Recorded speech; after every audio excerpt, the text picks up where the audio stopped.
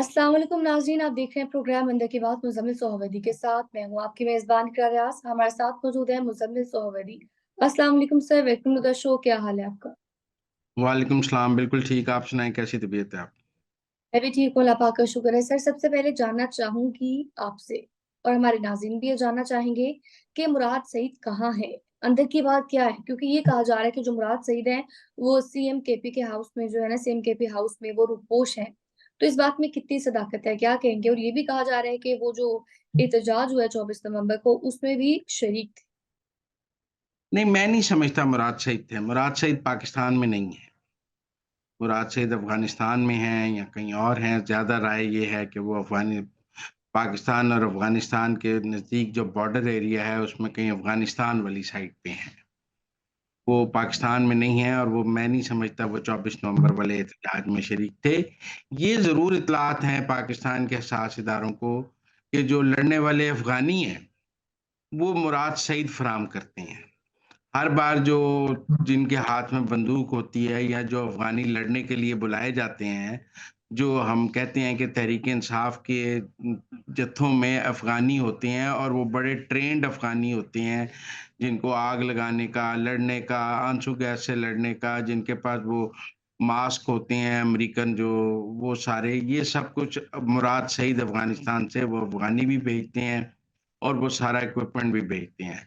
तो जो सेल है पीटीआई का, जो ये लड़ने वाले लोग फराहम किए जाते हैं, वो मुराद शहीद जो हैं टीटीपी से या दूसरी अस्करी तंजीमों से राब्ते के जरिए वो लोग फराहम करते हैं।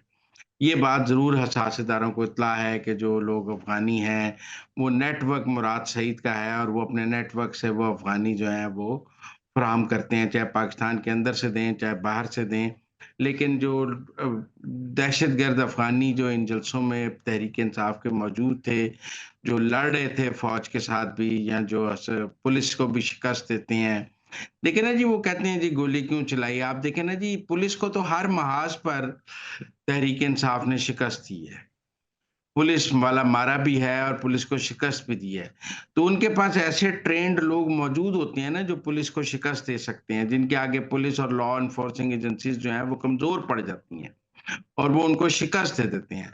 वो जो ट्रेन्ड लोग हैं, जिनको फ़ौजी तरबियत है या गुरिल्ला वॉर की तरबियत है, वो मुराद शहीद फराहम कर रहे हैं पीटीआई को पिछले 2-3 एहतजाज से, जिनमें जब गंडापुर आईडी चौक तक तब भी थे। लेकिन इस बार ये कहा जा रहा है कि जो मुराद शहीद का ग्रुप है, उसने 24 नवंबर वाली रैली को पूरा यरगमाल बनाया हुआ था। बुशरा बीबी का मुराद शहीद से राब्ता था, बंदे मुराद शहीद ने दिए हुए थे।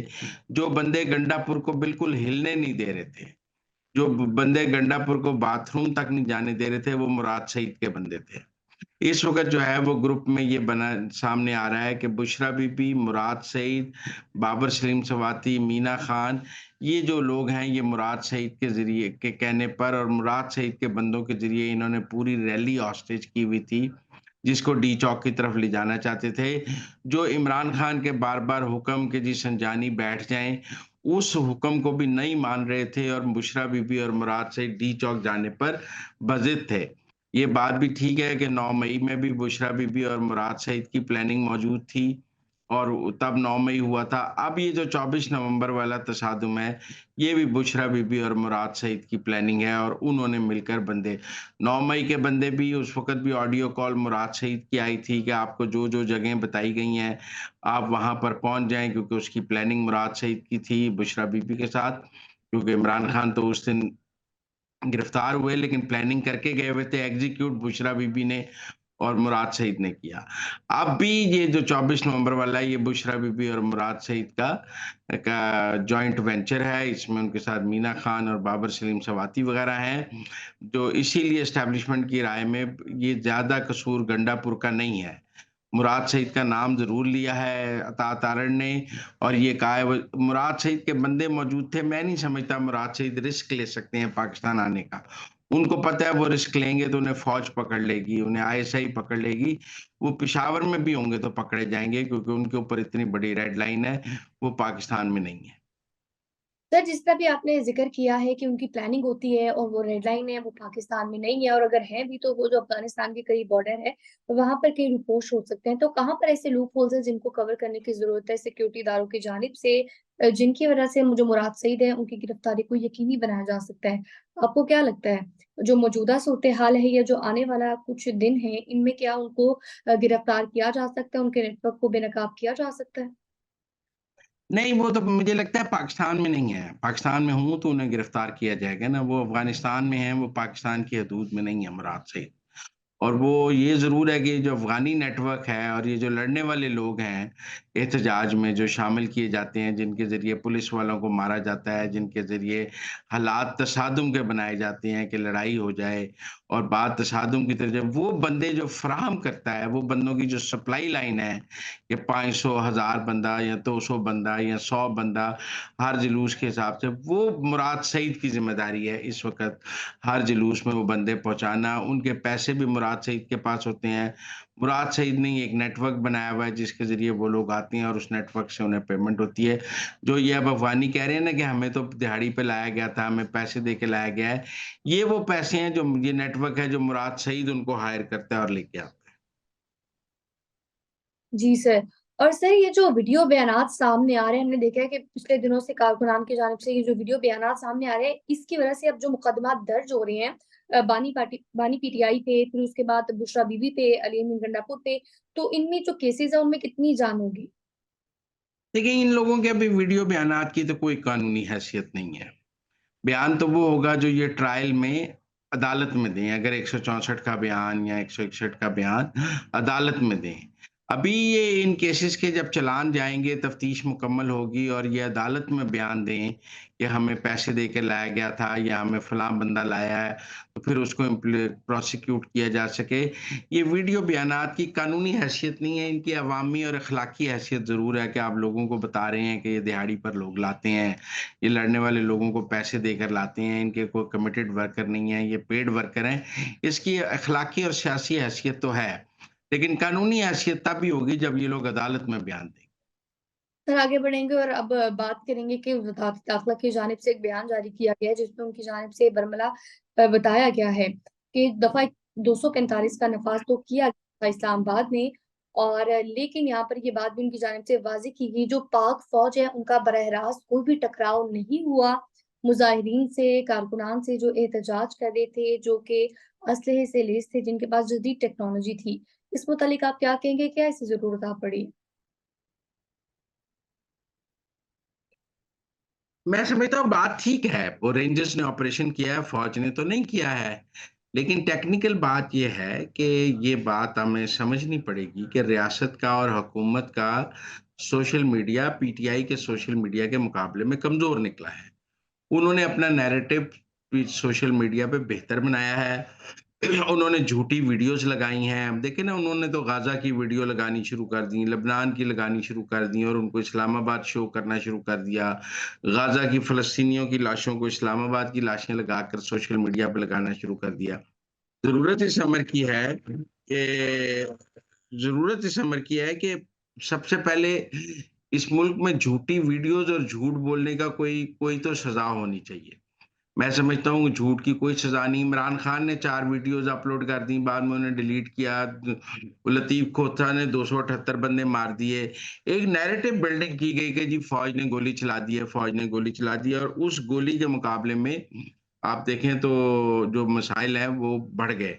क्योंकि उनकी social media campaign certainly government की कैंपेन की निस्बत ज़्यादा स्ट्रॉन्ग निकली है। गवर्नमेंट ने बरवक़्त उन लोगों को ब्रीफ भी नहीं किया जो एंटी पीटीआई स्टांस रखते हैं, उनको कोई ब्रीफिंग भी नहीं दी गई, उनको हकायक बताए भी नहीं गए। पीटीआई की तरफ से डिसइन्फॉर्मेशन ज़्यादा बेहतर फैलाई गई और हुकूमत इन्फॉर्मेशन देने में भी नाकाम रही। ठीक है, प्रेस कॉन्फ्रेंसेस की गई, सब कुछ किया गया, लेकिन मैं नहीं समझता कोई ब्रीफिंग ऐसी रखी गई जिसमें हकायक जो हैं वो लोगों के साथ शेयर किए जाते और वो लोग मतलब मैं आपको बताता हूँ, मुझे तो गवर्नमेंट ने कोई ब्रीफ नहीं किया कि 24 या 26 मई को क्या हुआ है, क्या करना चाहिए, क्यों करना चाहिए। लिहाज़ा मुझे और जबकि दूसरी तरफ से तो बहुत कहानियाँ मुझे बताई गई हैं। मैं समझता हूँ गवर्नमेंट की मीडिया के जो स्ट्रैटेजी है वो या रियासत की मीडिया स्ट्रैटेजी इतनी बेहतर नहीं रही। सर आगे बढ़ेंगे, बात करेंगे ऑडियो लीक्स को लेकर। तो जो अली मोहम्मद खान साहब की जो ऑडियो लीक हुई है, हर जगह इसका शोर बरपा है। इस मुतालिक आप क्या कहेंगे, क्योंकि अब जो ऑडियो लीक्स हैं इनका तो सिलसिला रुक ही नहीं रहा। नहीं नहीं, वो यही कह रहे हैं कि जब इमरान खान ने संजानी बैठने का कह दिया था तो फिर डी चौक जाने की जिद क्यों की गई। डी चौक जाने की जिद तो बुशरा बीबी की और मुराद सईद की थी, की प्लानिंग थी। ठीक है, ये इमरान खान, अब चूंकि इमरान खान को बचाने की कोशिश की जा रही है कि इस सारे में इमरान खान का कोई कसूर नहीं है, तो का अब ये जैसे ये कहते हैं जी 9 मई का इमरान खान का तो कोई कसूर नहीं है। देखिए, अगर इमरान खान ने संजानी बैठने के हुक्म दे दिया था तो बैरिस्टर गौहर और बैरिस्टर सैफ उसका ऐलान कर देते। क्या ये बुशरा बीबी के खौफ से उन्होंने ऐलान नहीं किया? बैरिस्टर साहब तो उस दिन भी सुबह जाके मिले हैं, एस्टेब्लिशमेंट ने उनका जो है मुलाकात अरेंज कराई है, तो वो आकर बयान दे देते, लेकिन किसी ने बयान नहीं दिया। अब बाद में अब ये कवर अप स्टोरीज है, मैं समझता हूँ। उस वक़्त तो सब तमाशा देख रहे थे और उनका ख़्याल था कि बहुत बड़ा इनकलाब आ जाएगा और बड़ी तबाही हो जाएगी और हम जीत जाएँगे। अब जब हार गए हैं, शिकस्त हो गई है, तो शिकस्त की ज़िम्मेदारी एक-दूसरे पर डाल रहे हैं। लेकिन मैं समझता हूँ कि जो अगर इमरान खान ने संजानी में बैठने की इजाज़त दे दी थी, तो उसका ऐलान क्यों नहीं किया गया? और अगर ऐलान नहीं किया गया तो फिर अब ज़िम्मेदारी इमरान खान पर भी आयद होती है, जो कुछ हुआ है, बुशरा बीबी पर भी आयद होती है। अब क्या आप कल को कहेंगे जी इमरान खान ने तो इजाज़त दे दी थी, लिहाज़ा इमरान खान पर 26 नवंबर की प्लानिंग का कोई मुकदमा नहीं होगा। लिहाज़ा मैं नहीं समझता ये बात अली मोहम्मद खान की। इमरान खान शरीके जुर्म रहे हैं 26 नवंबर के। उनकी कॉल उनकी थी, उनकी प्लानिंग थी, उनकी बेगम कर रही थी। अब इमरान खान को बचाने की कोशिश की जा रही है, जो मैं समझता हूँ ठीक कामयाब नहीं होगी। तो नाज़रीन, ये थी आज के अंदर की बातें। आपसे मुलाकात होगी अगले प्रोग्राम में। तब तक के लिए आप हमें दीजिए इजाजत। अल्लाह ने के बाद।